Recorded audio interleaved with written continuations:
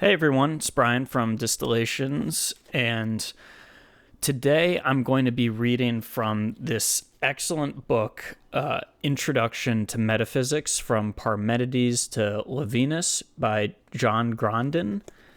It's one of my favorite intros to metaphysics that I've come across.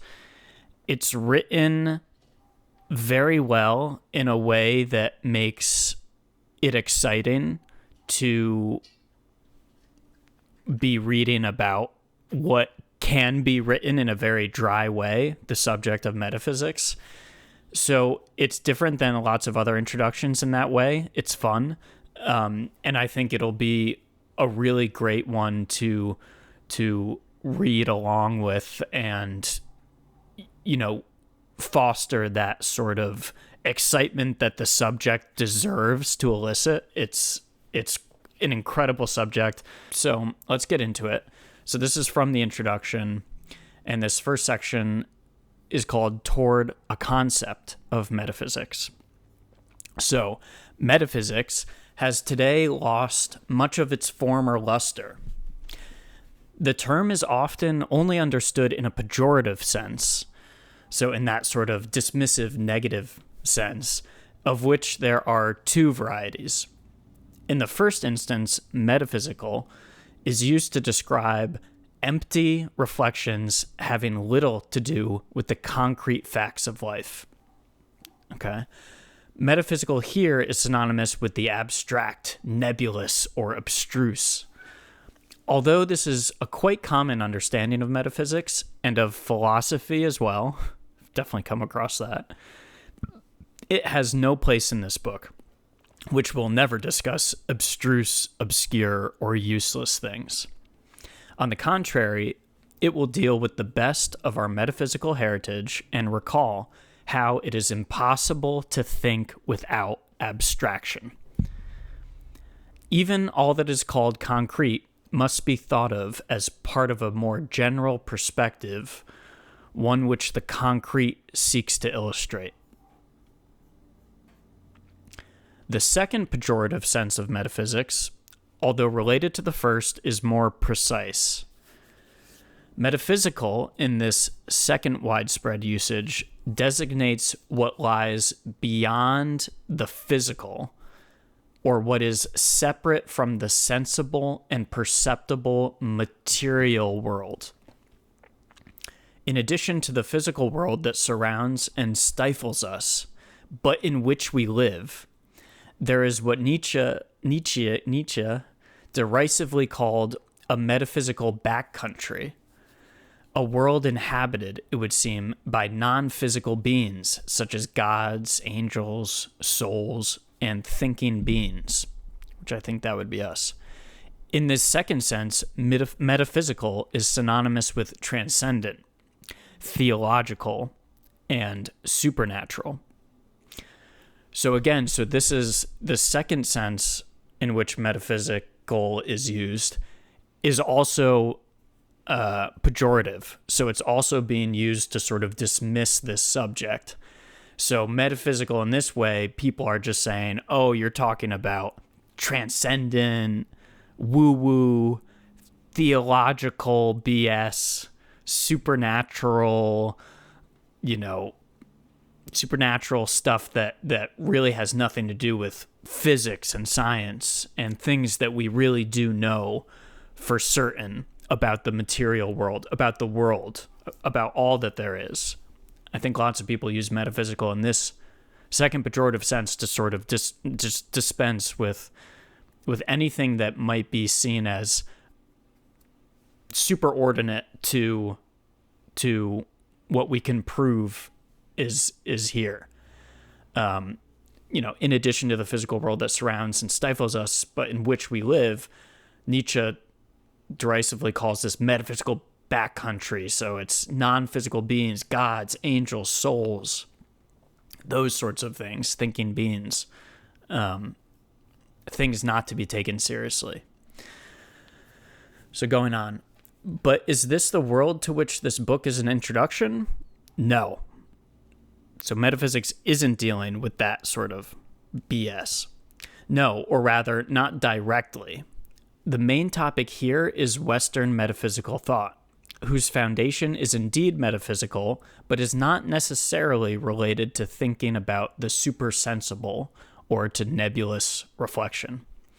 Such distinctions are indeed possible, sometimes even necessary, but most often excluded, yet later reintroduced in other guises. That said, metaphysics will only be used here to designate the undercurrent of Western philosophy that has, from the time of ancient Greece until now, inquired into that which is.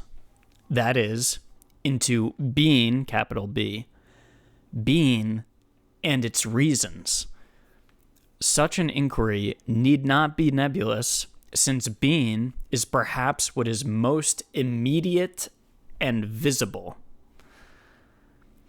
Nor must it necessarily focus on the supernatural, because precisely what metaphysics does is to inquire into that which is. Being, such as it is given. Nevertheless, metaphysics is aware of its association with some form of transcendence, and its prefix meta suggests metaphysics endeavors to overcome both overly particular perspectives and too restrictive ones in order to consider being in general, as a whole, thus developing an understanding of it that goes beyond any particular perspective. So the subject matter here is being and its reasons. So we're investigating existence. What does it mean for something to exist? What is the nature of existent things? Is things the right way of talking about existent objects? All those sorts of things. But we're talking step one here. We exist. We could take that as a given. We exist. And so metaphysics is not talking yet about the nature of us, particularly as human beings. We're talking about how is it that there's a condition, existence, in which we fall? How is it that human beings, we're kind of further down the road here, but we could rewind the tape and just start talking about how is it that anything exists at all? How is it that subatomic particles, how is it that the wave function exists at all? What does it mean for something to exist? So continuing, as Parmenides' 4th century BCE discourse on being demonstrates, philosophical thought, and with it, scientific thought, began with being. Plato and Aristotle carried on this tradition in extraordinarily halting texts where they argued that true being, Plato, or being as being, Aristotle, had to be the favored object of knowledge. Okay. This inquiry into being was perceived as universal and therefore as the most rational of inquiries. It was to bear on the most substantial being, capital B, the most being, as Plato put it, and therefore the most fundamental of all. This hope of a universal and fundamental discourse on being is the basis of the philosophical discipline called metaphysics. Aristotle, writing before the invention of the term metaphysics, okay, so Aristotle even predates the term that we're using, metaphysics, named the discipline first philosophy because its object, being, was to be considered first and more importantly, because to discuss being was also to inquire into the underlying principle of all that is. Right. Since then, all really significant philosophical thought has been defined by an understanding of being and its foundation, and can only be considered philosophy in this regard. Even though being is not always the main theme, thank goodness, all philosophical thought is necessarily metaphysical insofar as it discusses a being. You've got to talk about the nature of being insofar as you're discussing a being. A subject or an object it considers more important than all others. Nature, reason, God, the subject, values, history, humanity, happiness, justice, meaning. So those are all downstream things, concepts, ideas that can be investigated, but first philosophy takes first things first, being itself. How are we going to deal with the fact that being is possible, that existence exists? I don't know if the way I just put that makes any sense, but I guess we'll find out. The philosophical importance of the question of being is therefore greater than its place in the history of thought. This question has been important since the Greeks because being, in one single word, defines the universe as a whole, along with our own ephemeral existence in it. Fragile and fortuitous as it is, being, including our own, might well have never come into existence. Yet being is, and we are, at least for a time, the length of our lives. It is this mystery, this relationship here, this situation we find ourselves in, and our perplexed relation to it, to us, that is the origin of philosophy, first philosophy as Aristotle called it, of metaphysics. That is, of the thought of being. So the thought that there is this problem, the status of existence that we have to work on, that thought, our relationship to the fact that we exist, that's what got this whole thing kickstarted in the beginning. And I love this section. I mean, it's just so well written. It's so much fun to read. Fragile and fortuitous, so it's like we could die at any moment.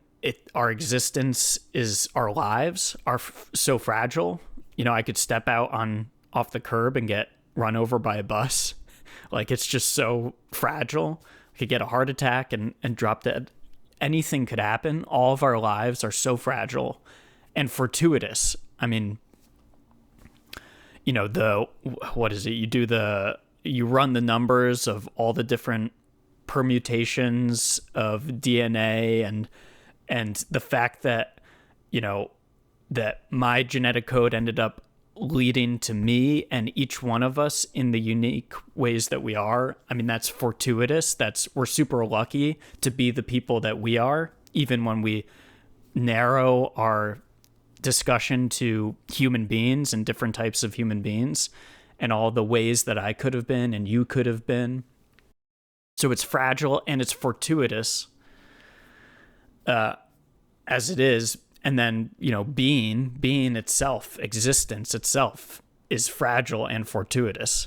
What I love about this line is that being, including our own, might well have never come into existence. So we have to step back and even think it might well have never come into existence. Like, anything existing at all could have never happened. I mean, it's as easy now with the theory of the Big Bang, rewind the tape and then just go, there could have never been a Big Bang such that it led to us existing in the world. And to pause on that state of affairs, it could have been that nothingness was all that ever was, and it was just play the tape forward, even though that framing doesn't make sense. It just could have been the case that nothing ever came into existence. And so we have to investigate how it is that this whole thing got kickstarted from the get. Okay, so going on. There are two noteworthy, but not necessarily exclusive, reactions to this mystery. The first attempts to explain why there is something, such as ourselves, for example, rather than nothing. This is the meaning of a principle of reason in the works of philosophers such as Leibniz, who sought reasons explaining why things are as they are.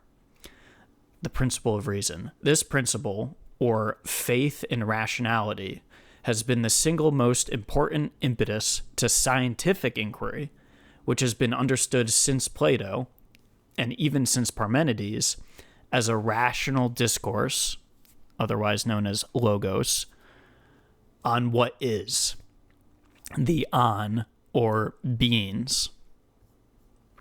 Okay, so that's one reaction.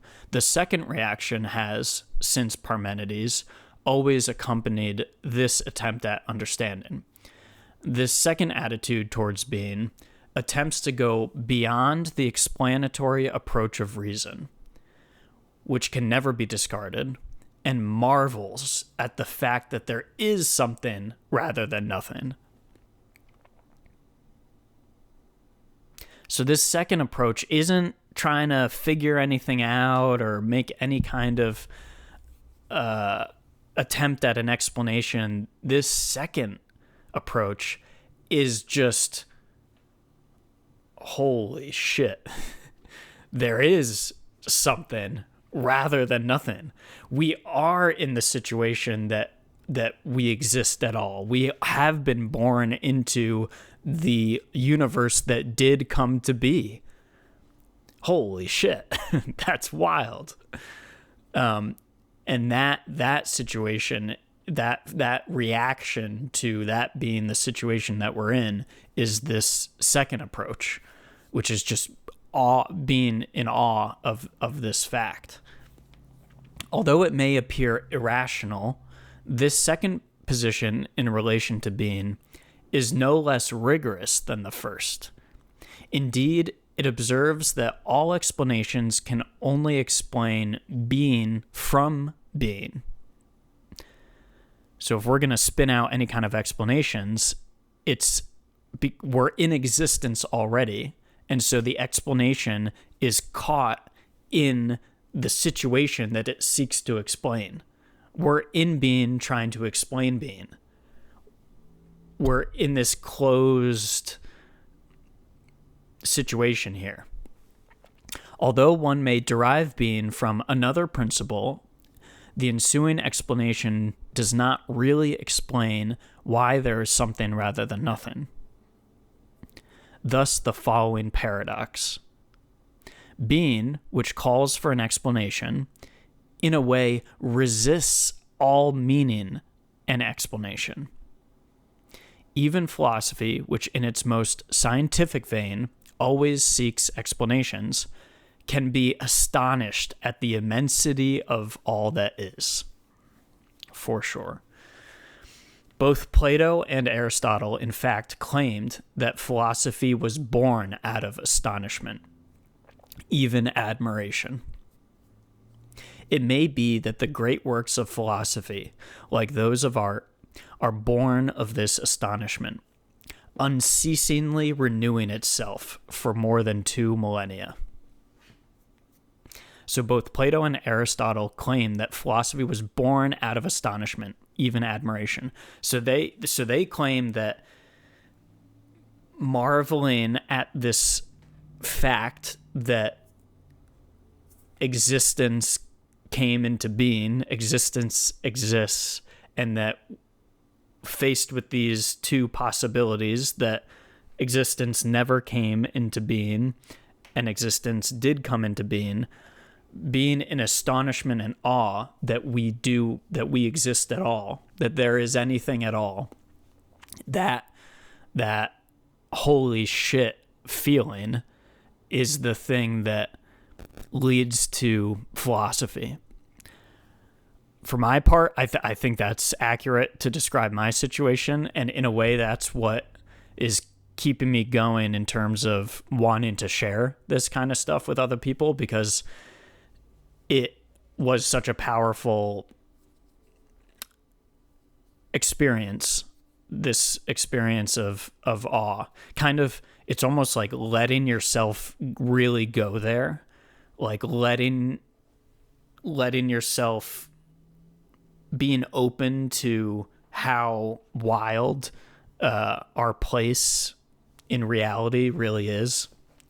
And that doesn't even really do it justice, because it's wild that reality exists at all, that we can be privileged enough to even entertain these sorts of ideas. It's a privilege. It's a gift, you know?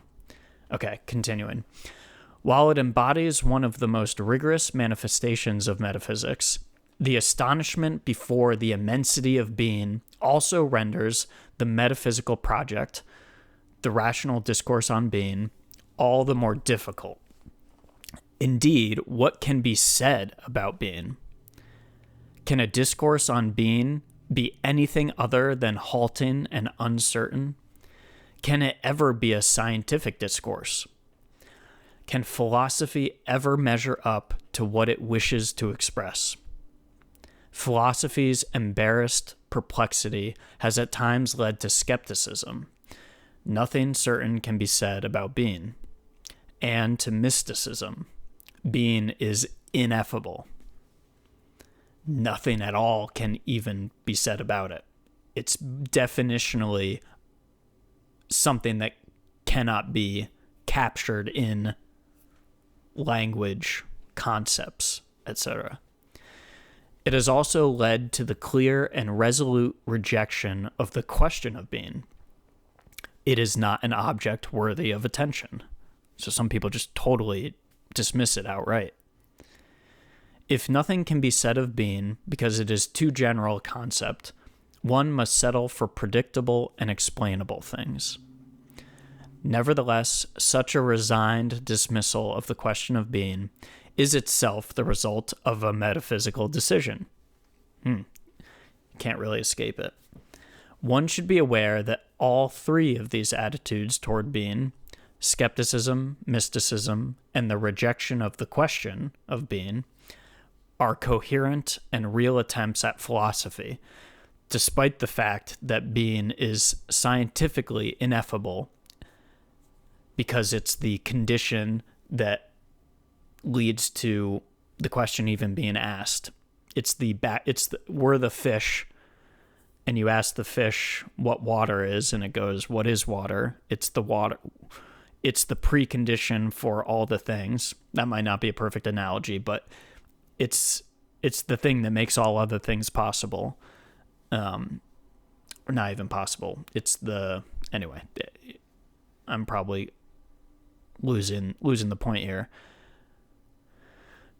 Are coherent and real attempts at philosophy, despite the fact that being is scientifically ineffable and its elusiveness can be somewhat exasperating. Okay, I just demonstrated that. It's exasperating. Its elusiveness. I can't even explain what I'm trying to get at.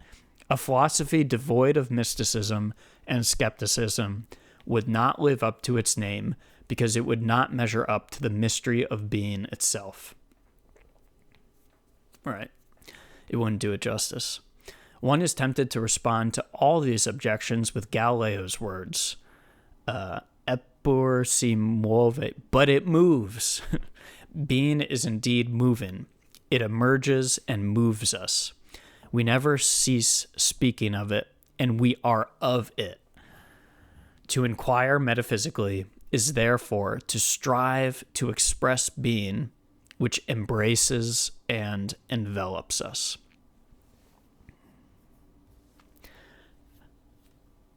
It's so wonderfully written. It really just gets at the wonder that is inherent in this subject. I mean, this is what metaphysics is. This is what philosophy is. It's certainly what I'm drawn to in terms of the disciplines within philosophy, metaphysics, epistemology, figuring out what the nature of reality is very interesting because it overlaps with science a lot of the times. So then philosophy of science gets into it. Physics, philosophy of physics, it all starts to become this,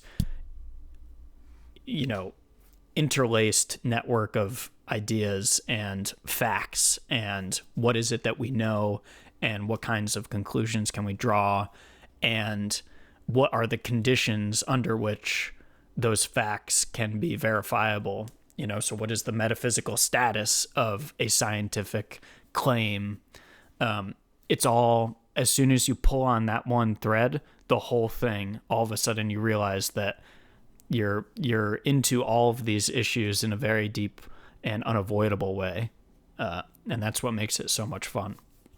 Okay, so moving on to the next section, which is its origins. As we have just seen, the thought of being began with Parmenides, of whom we know very little. In the 3 pages of contiguous text of his that remain, being is held to be the favored, even sole object of knowledge. Parmenides merely says, albeit tautologically, that being is and non-being is not. A rather simplistic claim, one may say, but the theme of being emerged along with rational thought, which seeks to overcome idle talk or unfounded opinions and can only grasp being as something permanent that has not become. Okay, so it's this permanence and not something that is coming into being, something that has not become.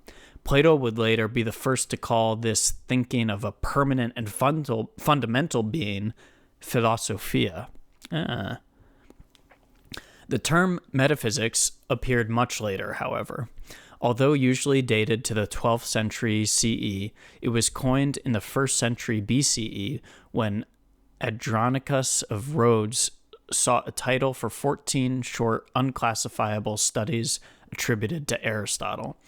According to a possibly fictional account, Aristotle's manuscripts rotted away in a cellar for almost 2 centuries after his death, until they were edited by Andronicus, the 10th scholarch of the Peripatetic school founded by Aristotle. Andronicus began by arranging the rediscovered manuscripts according to specific headings, which corresponded to a doctrinal curriculum. Drawing his inspiration from the Stoic division of philosophy into logic, physics, and ethics, Andronicus organized Aristotle's manuscripts into 4 groups. So 1, logical writings, later called the Organon. 2, ethical, political, and rhetorical writings, including the Poetics. 3, physical writings, including what we would today call biology and psychology. 4, metaphysical writings. His use of the term metaphysics seems to designate that which comes after the physics, metaphysica, and would therefore only have had a bibliographical function. But it also indicates a problem that Andronicus faced, as he could not include the 14 small and dissimilar treatises under any of the other headings because they were neither logical, ethical, nor physical in the limited sense of the terms. He called them metaphysical. Yet the term metaphysics may also designate their content. So it is a good, just because the original use of the term metaphysics literally just meant it's the writings of Aristotle's that I am organizing after this section called the physics, even though it has that function. It also is a really good word because it kind of means what the subject matter is, conveniently. It would then astutely include everything that is situated beyond the physical. It is tempting here to cite Kant's well-known text on the origin of the term metaphysics. Okay, so this is coming from Kant. Quote, As for the name metaphysics, it is hard to believe that it was born out of chance, since it fits this science so well. If we call nature physis, and if we can only arrive at the concepts of nature by experience, then the science that follows after it is called metaphysics, from meta, trans, and physica. It is, in a way, a science that is beyond the physical realm. End quote from Kant there. In fact, this conception of metaphysics as a science of the supersensible corresponds much more to Kant's own understanding of metaphysics, which, to be possible, had to justify its claim to supernatural knowledge, than to the subject of Aristotle's texts. Indeed, the texts of the metaphysics do not solely discuss things beyond the physical, nor do they give such matters any priority. Book 5, for example, is a compendium of definitions that could have been classified along with the logical writings. Book 7, 8, and 9 all deal with substance in general and not in any metaphysical sense of the term. Nonetheless, some of the manuscripts do evoke the project of a universal science, or first philosophy, like we talked about before. This science would pertain to what Aristotle called being as being. Although the meaning of the expression is far from obvious, its main idea, that of distinguishing a universal reflection on being from the topics of the individualized sciences concerned with particular objects, is easier to understand. So that's that situation that we are conditioned by being. We are within this situation, and yet we are commenting on the preconditions of being in the situation that we're in. That's, main idea, distinguishing a universal reflection on being from its topics of the individual sciences concerned with particular objects. Universal reflection, particular objects within this situation. Aristotle makes this distinction in the opening of Book 4 of the compilation of his so-called metaphysical texts. Quote from Aristotle here. There is a science which investigates being as being, and the attributes which belong to this in virtue of its own nature.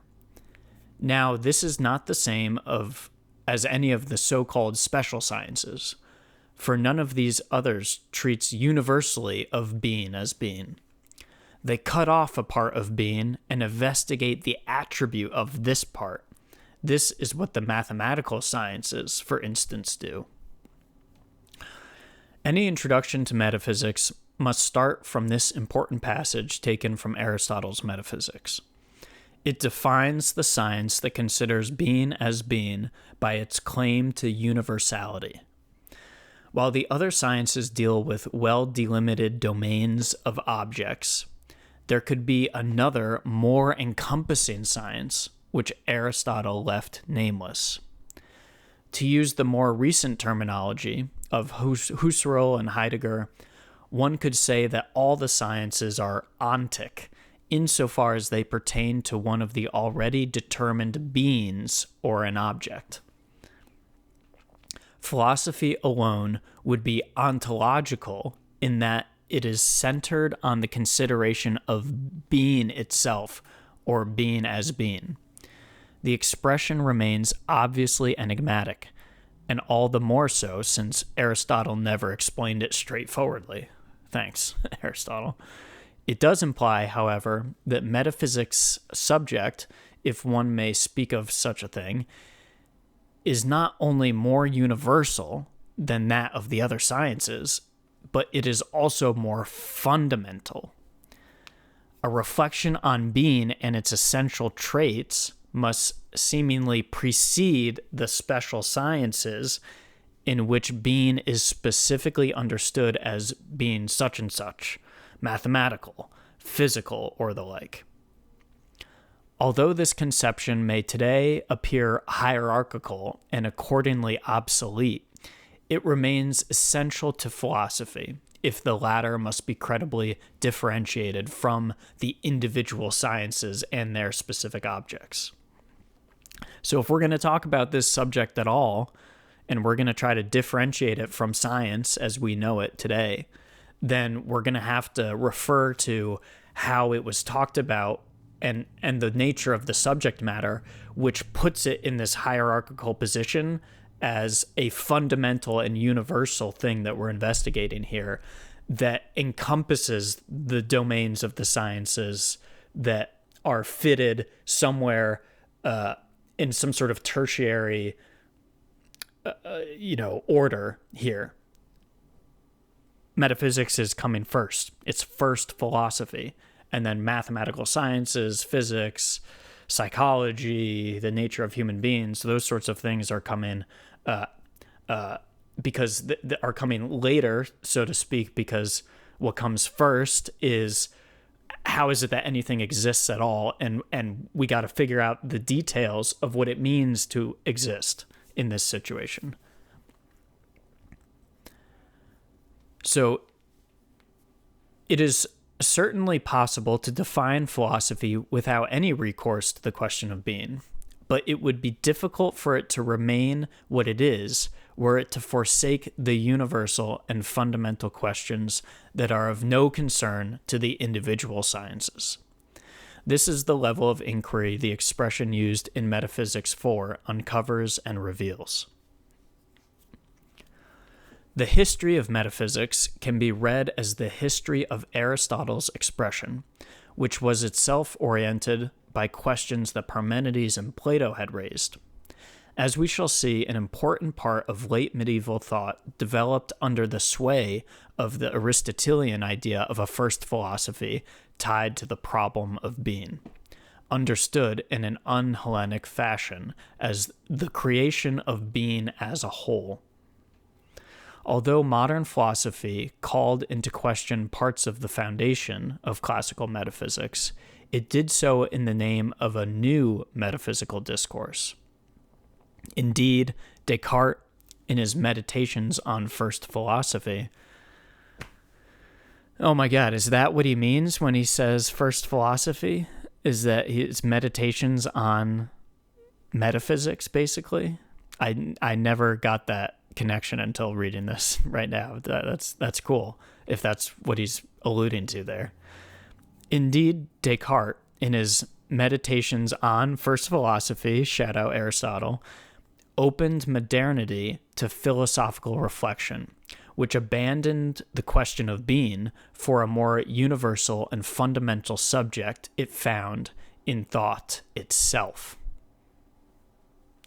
So Descartes is going, Meditations on First Philosophy, shout out Aristotle, it's not being as being or metaphysics that comes first in this hierarchy. That's not what's most fundamental. What's most fundamental is thought itself. I think, therefore I am.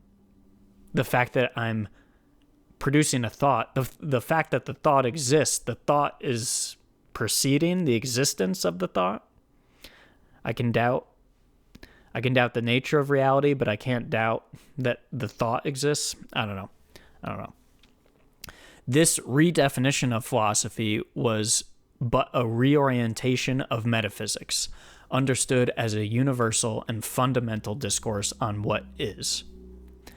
Authors such as Leibniz, Kant, Hegel, and Heidegger attempted to redefine its topic, but always in the name of a new and more radical conception of being. The most serious misinterpretation would be to turn metaphysics into a reflection on the most dignified and important object of all. The metaphysical tradition has always been aware that all meditation on being must be accompanied by a conversion of one's perspective. Plato spoke of metanoia, of metamorphosis, or epimelia, a concern of the soul. To consider being is always to question oneself as to the meaning or lack of meaning, the one presupposes the other, in our experience of being. Right. It's like to be thinking about these subjects involves yourself intimately in the subject itself. And there's going to be maybe that second understanding of that second reaction to metaphysics that they were talking about before, which is the awe that it inspires. Changes are happening within you as you investigate the subject. Even as early as Parmenides, the thought of being was associated with an elevation and transformation of the mind. Yeah. Plato then carried on this motif and incited the soul to turn away from shadows and idle chatter, doxa, that enchant the multitude, in order to better turn towards more fundamental realities. This is the first meaning we can give to metaphysical transcendence.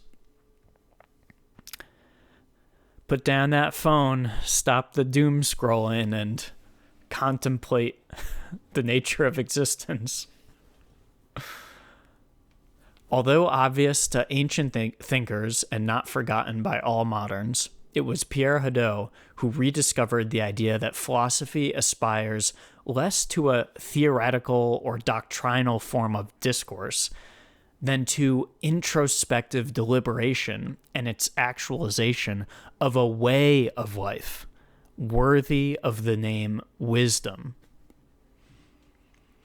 The term conversion, metanoia, may have become obsolete, but the urgency of a concern of the soul, epimeleia, will never cease to be important as long as humans ponder the meaning of their short and accidental sojourn in being. Fragile and fortuitous, short and accidental sojourn in being. God, the writing is so good. Oh, it's so good. Metaphysics is thus driven by ethical or existential concern. Beware the existential crisis that comes from getting into this. You know, it'll transform, it'll also maybe induce that crisis, existential crisis. But the question of the priority of ethics over metaphysics, or the latter over the former, need not be asked here. All ethics presupposes metaphysics or ontology. That is, ontology is basically another way of saying metaphysics. It basically means if you're doing metaphysics and you come up with a metaphysical theory, you're going to have to take an inventory of what exists and how they relate to one, how this picture of existence looks. And you're going to have to enumerate these things that do exist and how they relate to the other existent things. And so that is an ontology, is basically, what are you saying when you put out a theory of existence? What are you saying exists? How does it work? That's an ontology. It's like an Excel spreadsheet of all that is. It's the metaphysical spreadsheet. So all ethics presupposes metaphysics or ontology. That is, some understanding of who we are. And all metaphysics is aware that it is directed by an ethical questioning into the meaning and possibilities of our existence. Does not Hamlet's famous ethical question, to be or not to be, use the vocabulary of being? That's very cool. That's so true. To be or not to be, to exist or to not exist, to make the choice to continue to be part of this fragile and fortuitous experience, or to make the decision to melt into the non-being that characterizes what could have been, which is if nothing dominated. An introduction to metaphysics is thus our reintroduction to the fact one is always an enigma to oneself. Or to use Augustine's expression, I cannot say that. I have no idea. Questio me something, some. Since it springs from this question, metaphysics is a reminder of this fundamental concern that is the root of all understanding. And although essential, this question is also one that ordinary existence tries to avoid, as Heidegger recalled. To cite Plato, all philosophy is reminiscence. Okay, and that makes some more sense. Reminiscence, like all philosophy is sort of recalling, remembering that we're in the situation that we exist at all. And then like getting into the meat of what does that mean? So it's just kind of remembering, oh yeah, our situation is wild. Oh yeah, this is crazy that we are existing at all. And how did that come about? Oh yeah, my normal day-to-day life, doom scrolling, watching Netflix, just kind of marking time, is an avoidance of remembering our situation and engaging with that situation, because engaging with that situation may elicit a transformation of the self. Okay. The following introduction is meant as a reminder of the important periods that have formed the core of metaphysics. Although the author has not chosen one over the other, the philosophies that are discussed here are those that have made the most rigorous contributions, both conceptually and historically, towards defining metaphysics. My only hope is that the choices made appear to be neither too arbitrary nor overly determined by a canon that others may regard, as is their right, as less constraining. It is, as we have just stated, up to each of us to introduce ourselves to metaphysics. Ooh, Introduction to Metaphysics. Mic drop by Grondin here. So well written, so inspiring, so awe-inducing. I mean, it just puts me right back into that place of when I first started to get obsessed with this stuff. The feelings, the experiences, the thought process of just contemplating the situation. One of the questions that I was obsessed about was, there was the Big Bang and then the universe started. But what happened before the Big Bang?